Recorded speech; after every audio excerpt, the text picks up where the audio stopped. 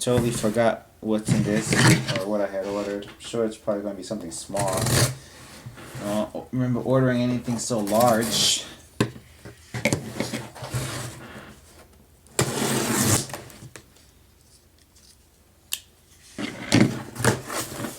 This is the mobile holder for my iPhone 4, or really any Why did I mobile get this? phone, as you can see there in the picture. Sometimes I'm visiting my in-laws out in New York City, and I don't take the camcorder with me everywhere, but what does go with me everywhere? My iPhone 4.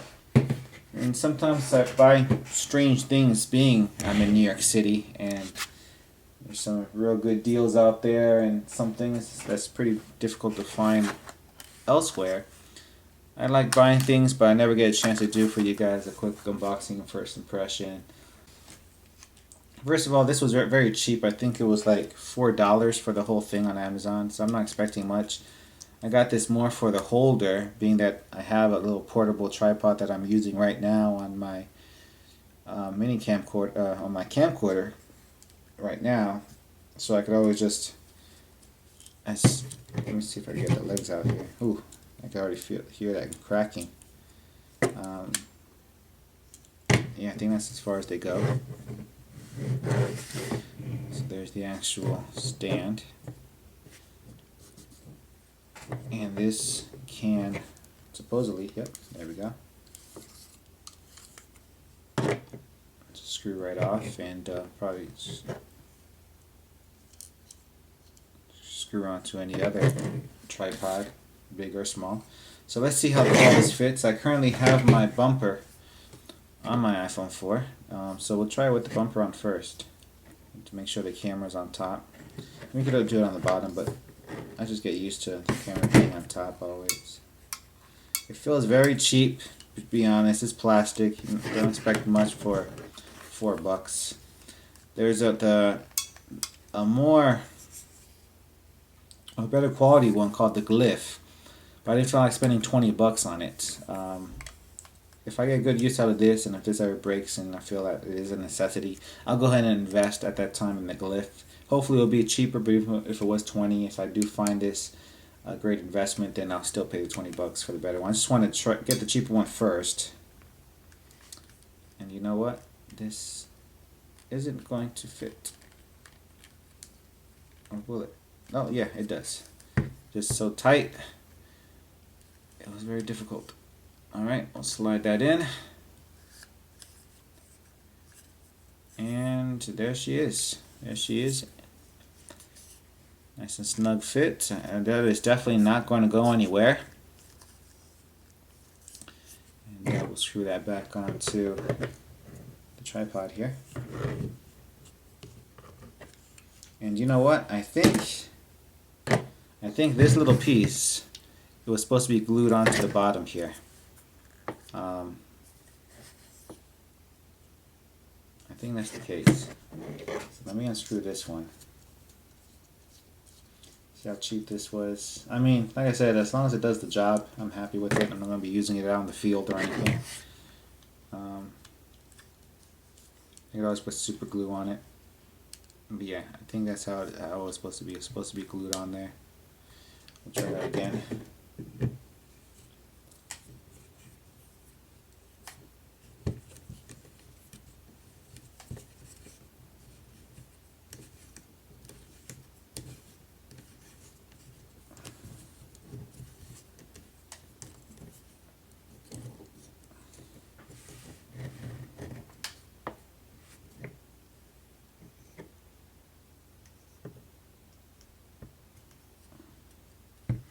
You can see I'm having some difficulty here. I don't know. I think this was supposed to be glued on because now the top doesn't want to go all the way in. You know what? Let me screw this all the way in. And then I'll see if I can screw this bottom on. I don't know. Maybe that's the way it's supposed to be. All along. Alright, so yeah, a little more stable. Go ahead and same as my other one, just loosen this up and I'll wiggle around, tighten it up, and it should stay in position. It does. Okay. So I'll go ahead and, I don't know, I guess I'll videotape my computer screen here. I got it backwards. And I just saw a problem. You know what happened? Obviously you don't, because you're not looking at the screen. As soon as I turned it on, the volume, I started seeing the volume go from full all the way to nil. The reason is, I'm sure, because this is putting a squeeze on the phone, which is pressing on the volume button, thus lowering the volume all the way. Luckily, I don't think when you're recording video that it really matters, since you're using the mic, what the volume is. Just, which actually I guess is a good thing, if you're recording video, you're not hearing anything. But the volume isn't going away, it's staying up there because I think it's still registering it. So I'm just going to reposition this. Let me turn that off a bit so it's not on the volume. Maybe I should turn the phone around.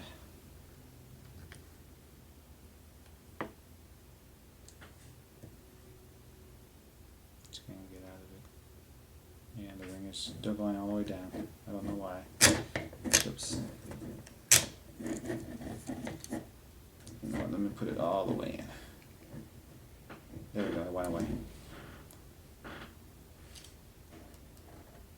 Let me get back in here. Alright, so to fix it, what did I do? I basically opened this all the way up, bring the phone further in so that more of the pressure is at the end of the phone rather than the front, thus putting less pressure on the volume rocker button. So now I don't see the big volume icon on the screen. Alright, so here we go. Now it's a nice little steady position there. We'll go ahead and just take a quick video. I'll probably put this in at this point, edit this one in so you can see the quality of, you know, a phone that's staying still. It's doing pretty good stuff. I could, you know, be bringing things up here, doing a little review. Let me see. Yep, I got my little DS here. So now I could even easily pop this open and do little gaming reviews here. If it charges or pops up, it should be. That's one thing. I never put my 3DS into sleep mode. Why? Because for some reason I had a bad experience where I put it in sleep mode. It had full power, charged on the battery. I came back like 2 days later and the battery was completely dead. So now I just always turn it off because I just don't want to deal with it. Alright, so there we go. There we got Ridge Racer 3D up on the screen. And this is great. I mean, great quality coming out of the iPhone 4 here still. It's now for $4. I paid for a little tripod holder. And that's awesome. I think I'm going to get my money's worth out of this product. Alright guys, well thanks very much for joining me here today for another quick unboxing and quick first impressions.